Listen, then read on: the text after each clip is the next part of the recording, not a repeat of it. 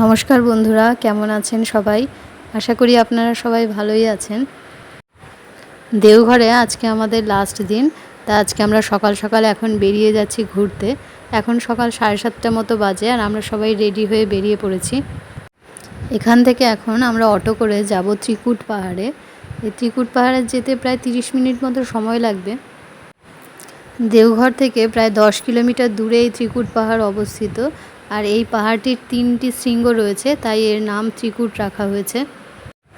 রাস্তার ধারে দেখুন কত সোলার প্যানেল রয়েছে। 14 তারিখ সন্ধেবেলা আমরা দেওঘরে এসে পৌঁছেছি। আর আজকের 16 তারিখ, আজকে রাতে আমাদের ট্রেন রয়েছে। আজকে রাতে আমরা এখান থেকে চলে যাব বাড়িতে। এখন আমরা পাহাড়ের অনেকটাই কাছে এসে গেছি। দূর থেকে দেখুন পাহাড়টা দেখা যাচ্ছে পুরো ক্লিয়ারলি। এই পাহাড়ে শুনেছি অনেক বানর রয়েছে। জানি না বানরের জন্য ফোনটা আর বের করে ভিডিও করতে পারবো কিনা। তবে ওখানে গিয়ে আমরা একটা গাইড নিয়ে নিয়েছি, কারণ গাইড ছাড়া ওখানে গেলে বানরগুলো এসে ফোন টোন সবই নিয়ে নেবে। এই পাহাড়ে ত্রিকুটাচল মহাদেবের মন্দিরও রয়েছে। এর পুরাণে এর অনেক মাহাত্ম্য রয়েছে। এই ত্রিকুট পাহাড়ে শুনেছিলাম রোপওয়ে চালু হয়েছিল। ঝাড়খণ্ডের এটি প্রথম রোপওয়ে, কিন্তু আমরা যখন গেছিলাম তখন এই রোপওয়ে বন্ধ ছিল। বেশ নিরিবিলি একটি জায়গা। এখানে গিয়ে আপনাদের সবারই খুবই ভালো লাগবে। এখানে গিয়ে বড় বড় পাথরগুলোর ওপরে উঠে আমরা সবাই বেশ ফটোশ্যুট করলাম। পাথরগুলোতে ওঠা যতটা সহজ, নামা ঠিক ততটাই কঠিন। আমার তো শেষমেশ প্রায় গড়িয়ে গড়িয়েই নামতে হয়েছিল।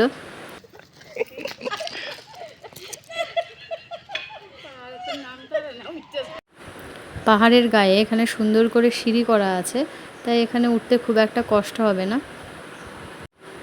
তবে বারবার শুধু একটা ভয়ই পাচ্ছিলাম যে বানরগুলো এসে যেন হাত থেকে ফোনটা ছিনিয়ে নিয়ে না যায়।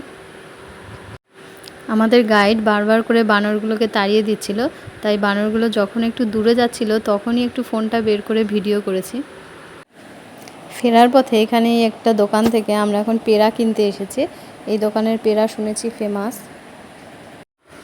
এখন 11:15 মতো বাজে। আমরা এখন রুমটা ছেড়ে দিয়ে আমরা চলে যাব অনুকূল ঠাকুরের আশ্রমে।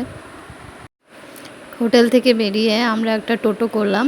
তারপর টোটো ধরে আশ্রমে গিয়ে ওখান থেকে আমরা দুপুরের প্রসাদটা খেলাম। তারপর সেখানে কিছুক্ষণ বসে থেকে ওখান থেকে আমরা বিকেলে বেরিয়ে যাব স্টেশনের দিকে।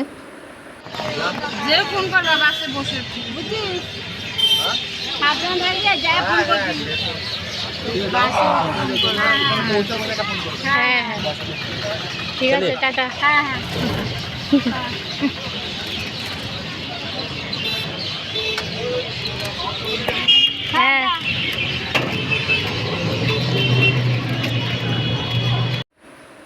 উজ্জ্বল মাঝপথে নেমে গেছে, কারণ ওখান থেকে বাসে করে ও চলে যাবে ওর ডিউটির ওখানে। আর আমরা আবার স্টেশনে চলে এলাম।